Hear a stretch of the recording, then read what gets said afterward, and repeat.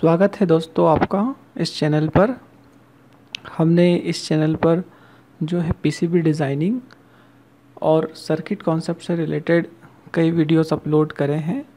और रिले की इस सीरीज़ के अंदर आपने जो है रिले की वर्किंग के बारे में देख रहे थे, और हम रिले के ऊपर काफ़ी वीडियोस बना रहे हैं ताकि हम पूरी तरह से उसके काम को समझ सकें।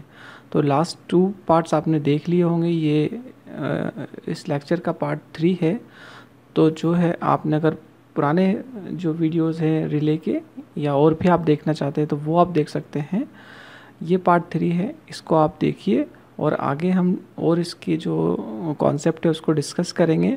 और उसके बाद में जब ये कॉन्सेप्ट्स क्लियर हो जाएंगे तो फिर हम सर्किट डिज़ाइनिंग और उसका स्कीमेटिक और फिर उसका लेआउट बनाकर देखेंगे। तो अब हम इसका कुछ और कॉन्सेप्ट्स को स्टार्ट करते हैं।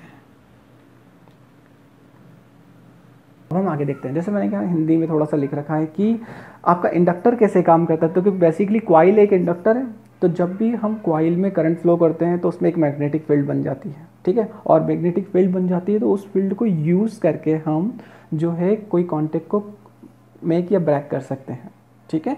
और उस मेक ब्रेक से हम किसी डिवाइस को ऑन ऑफ कर सकते हैं। और मैग्नेटिक फील्ड क्या करता है, करंट में होने वाले जो चेंज है उसको उसको उसको रोकता है। वो ये बेसिक डेफिनेशन होती है एक इंडक्टर की, कॉइल की।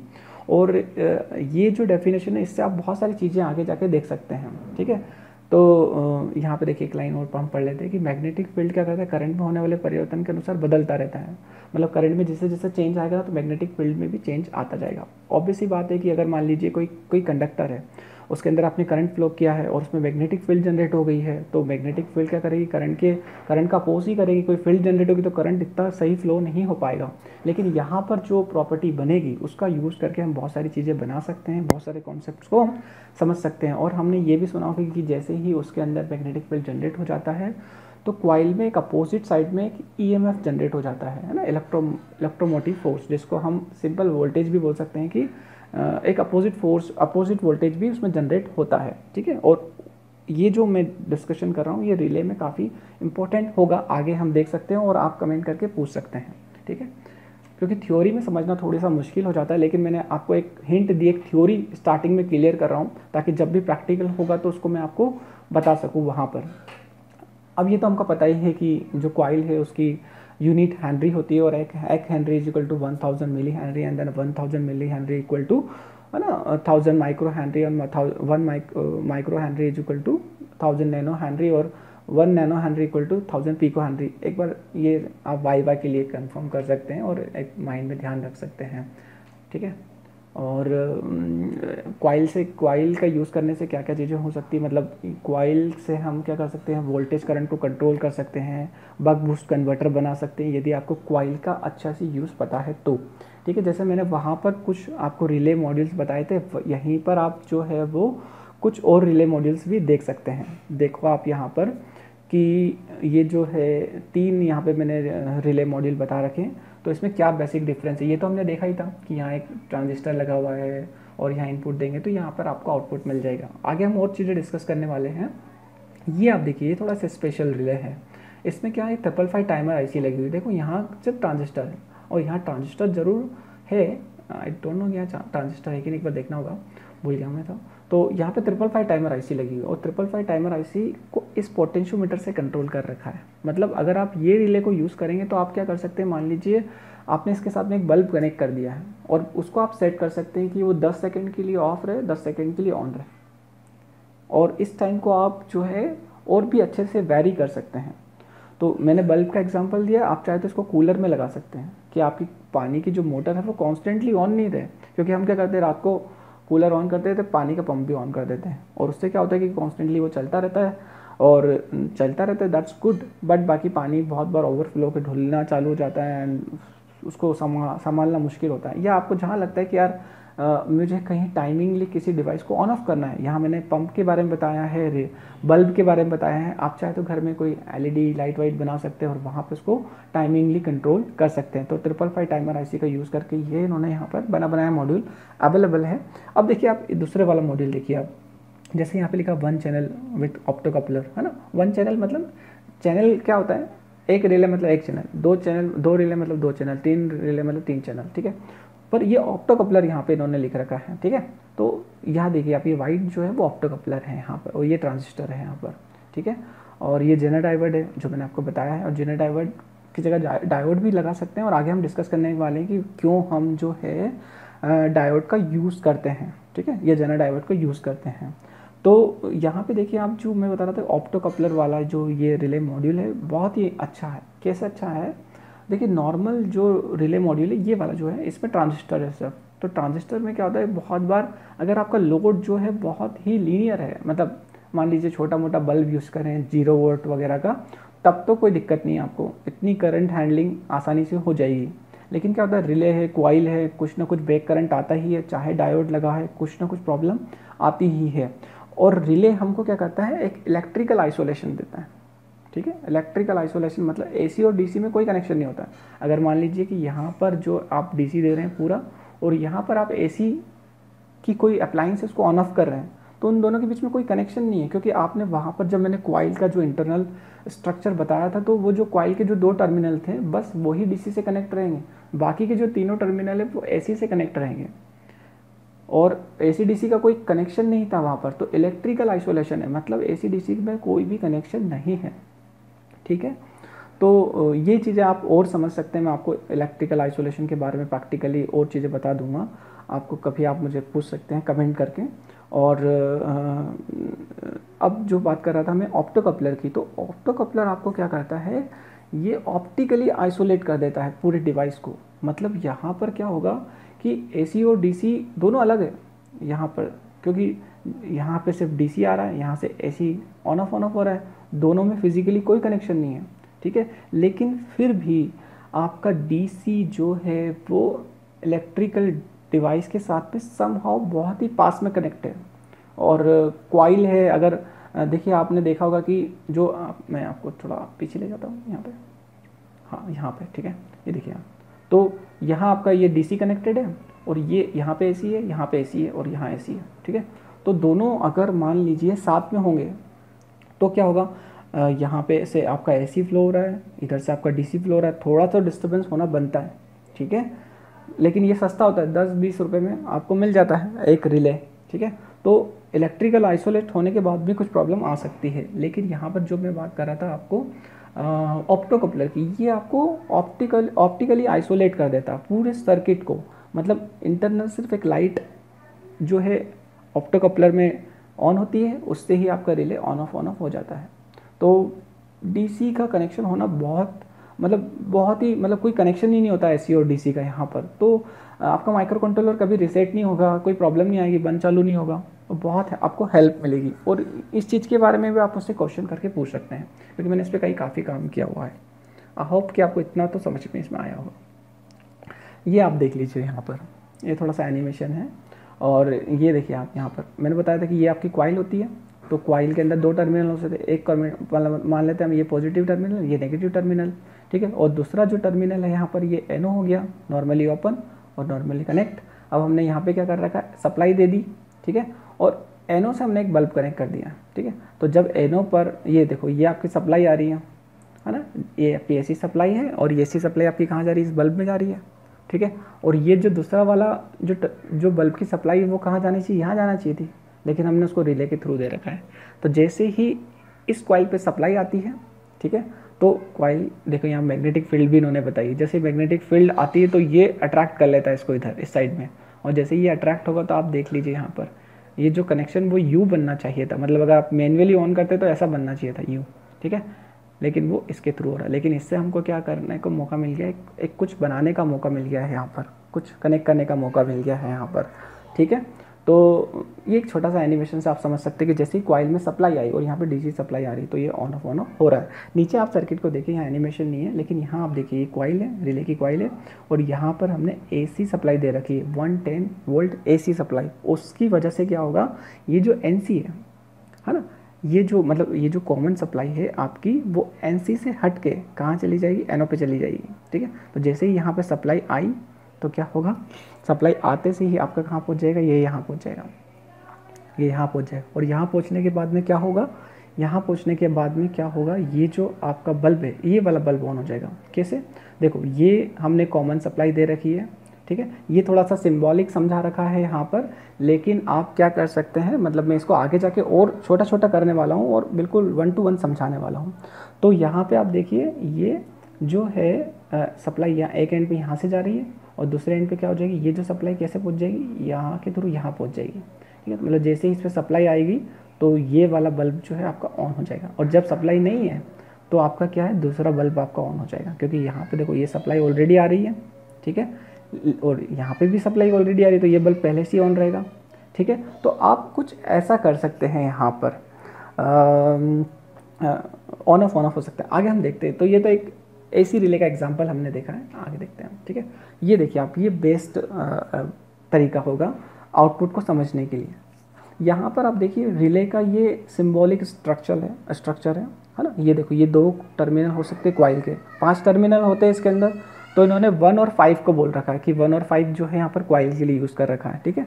तो क्वाइल पे तो हमको सप्लाई देनी ही होगी, तो एक एंड पर हमने क्या कर रखा है, यहाँ पे 5 वोल्ट दे दिया। अगर मान लीजिए 5 वोल्ट का रिले है, तो दूसरे एंड पर हमको जो ग्राउंड देना है वो हमने कहाँ से दे रखा है, वो हमने डायरेक्ट नहीं दे रखा। देखिए ग्राउंड यहाँ चाह सकते तो हम ग्राउंड डायरेक्टली दे सकते थे, लेकिन हमने क्या कर रखा है, उस ग्राउंड को एक ट्रांजिस्टर की हेल्प से दे रखा है, ठीक है। तो जैसे ही इस पे ग्राउंड पहुंचेगा तो कॉइल पे सप्लाई आ गई, मतलब, और कॉइल पे जैसे ही सप्लाई आएगी तो क्या होगा कि ये जो टर्मिनल है, देखिए यहाँ पर ये कॉमन टर्मिनल है, ठीक है, और ये कॉमन टर्मिनल पे क्या कर रखा है, बल्ब का जो है वो एक एंड लगा हुआ है यहाँ पर, ठीक है, और जो है ये दूसरा एंड है यहाँ पर, ठीक है। तो देखिए आप यहाँ पर इसके एक एंड पर तो सप्लाई ऑलरेडी आ रही है, ठीक है। ये जो टर्मिनल है वो क्या होगा, ये यहाँ से हटके, मतलब यहाँ से जो हटके वो यहाँ आ जाएगा, मतलब ये जो टर्मिनल है ये एनसी बोल सकते हैं उसको, 4th नंबर का जो है वो एनसी टर्मिनल है। तो ये यहाँ से हटके कहाँ आ जाएगा, मतलब अभी यहाँ कनेक्टेड है वो यहाँ आ जाएगा, तो यहाँ आ जाएगा। तो देख लीजिए आप, अगर मान लीजिए ये जो बल्ब का कनेक्शन है आप आसानी से समझ सकते हैं। अगर प्लग में लगा दें हम और इस वाले एंड को यहाँ कनेक्ट कर दें हम, तो क्या कर सकते हैं हम, आसानी से ये बल्ब ऑन हो जाएगा। पर ये ऑन कब होगा, मतलब ये जो एंड है वो यहाँ पे कब आएगा, जब इस कॉइल पे सप्लाई आएगी। और अभी जो कॉइल पे सप्लाई है वो हमने मैन्युअली नहीं दी है, हमने एक ट्रांजिस्टर की हेल्प से दी है। आगे हम ट्रांजिस्टर के बेसिक्स को समझेंगे और ट्रांजिस्टर में भी काफ़ी कुछ समझने के लिए है। तो ट्रांजिस्टर से हमने यहाँ पे ग्राउंड पास किया है, BC 548 यूज़ किया, 547 यूज़ कर सकते हो, 557 यूज़ कर सकते हो, है ना, NPN PNP कोई सा भी ट्रांजिस्टर को यूज़ कर सकते हो आपने, ठीक है। और यहाँ पे एक रजिस्टर हमको लगाना ही होता है, ये हम बाद में डिस्कस करेंगे, ठीक है। लेकिन हमने ट्रांजिस्टर की हेल्प से यहाँ पर ग्राउंड पास किया और तब इसमें कॉइल पे सप्लाई आई है, और देन ये जो कॉमन पेयर जो सप्लाई, देखिए कनेक्शन करने के बहुत सारे अलग अलग तरीके हैं। तो ये आप देख लीजिए कि ऐसे आप जो है एसी अप्लायंस को कनेक्ट कर सकते हैं और आसानी से चला सकते हैं, ठीक है। तो अब हम आगे करते हैं इसको, ठीक है। अब क्योंकि ये तो ऐसा सिंबल था यहाँ पर, मतलब ये एक सर्किट का सिंबल है। एक्चुअल में रिले कैसा होता है, एक्चुअल में रिले आपका ऐसा होता है, वैसे 5 टर्मिनल्स होते हैं उसके, ठीक है, और वो टॉप ऐसा होता है। और अगर हम उसको ईगल पे देखें तो ईगल पे कैसा रहता है, ऐसे 5 टर्मिनल्स आपको मिलेंगे, ठीक है।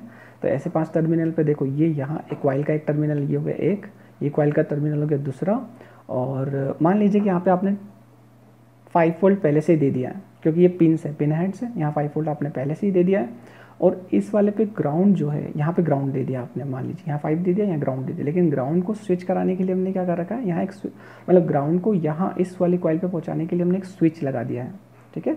ये स्विच है, मतलब ट्रांजिस्टर नहीं है, देखिए स्लाइडर स्विच है। तो स्लाइडर में ऐसा होता है कि अगर इस साइड में तो दोनों स्विच कनेक्ट होती है, और अगर स्लाइड को ऊपर मतलब ऊपर वाले नॉब को आगे खसका दिया तो इधर दोनों कनेक्ट हो जाएंगे वो। तो ग्राउंड यहाँ से यहाँ पास हो जाएगा। तो जैसे ही 5 वोल्ट तो ऑलरेडी आ रहा है, ग्राउंड जैसे ही यहाँ आएगा तो ये आपकी कॉइल में जो है मैग्नेटिक फील्ड आ जाएगी, और आपका ये देखिए आप कॉमन, ठीक है। तो देखिए बाय डिफ़ॉल्ट ये कॉमन जो है वो यहाँ कनेक्टेड है, इस साइड में है ना, इस साइड में कनेक्टेड है। ये देखिए आप, ये एरो घूम रहा है। तो जैसे ही सप्लाई आएगी तो वो यहाँ से हट के आपका कॉमन कहाँ आ जाएगा, यहाँ आ जाएगा, ठीक है। मतलब ये कनेक्ट यहाँ पे हो जाएगा आपका। तो देन आप फिर यहाँ इसका यूज़ कर सकते हैं बहुत अच्छे तरह से आगे अप्लायंस कनेक्ट करने के लिए। तो आपको थोड़ा बहुत समझ में, आपको ये ईगल पे बना रखा है, और ये उसका सर्किट डायग्राम था। मैंने इसको जस्ट रिवर्स बताया, पहले सर्किट नहीं बताया, पहले लेआउट बताया। तो जब ईगल में हम देखते हैं तो कुछ उसका स्ट्रक्चर ऐसा होता है। ये आप देखिए यहाँ पर ईगल में कुछ ऐसा, आगे हम ईगल फाइल बनाने वाले हैं मतलब, तो वहाँ पर आप इसको आसानी से देख सकते हैं। यहाँ पर आप देखिए ये क्या है, यहाँ पर ईगल ईगल के अंदर जो रिले का सिंबल होता है वो ऐसा होता है 1 2, और ये पोल, और ये ओपन, और ये ऑन और कनेक्ट, ऐसा कुछ है, इसको देखते हैं बाद में, लेकिन ऐसा सिंबल होता है कुछ इस तरह से। तो वहाँ पर आप देख लीजिए। और ये जो बीच में ऐसा पार्ट होता है ना, इसको सोलेनॉइड के एक्सप्रेशन के लिए बना रखा है यहाँ पर।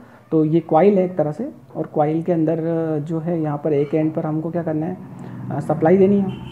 तो देखो अब हमने कॉइल पर हमको कुछ नहीं है, सप्लाई देना है। अगर 5 वोल्ट का रिले तो 5 वोल्ट देना है, और 12 वोल्ट का तो 12, 24 का तो 24 देना है। बट ये ईगल पर बना हुआ, तो ईगल पर समझना थोड़ा सा डिफरेंट हो जाएगा, और जो वहाँ पे सिंबल होते हैं वो थोड़े से अलग होते हैं, और ईगल सीखना या कोई भी एक सर्किट सीखना ज़रूरी होता है, ठीक है।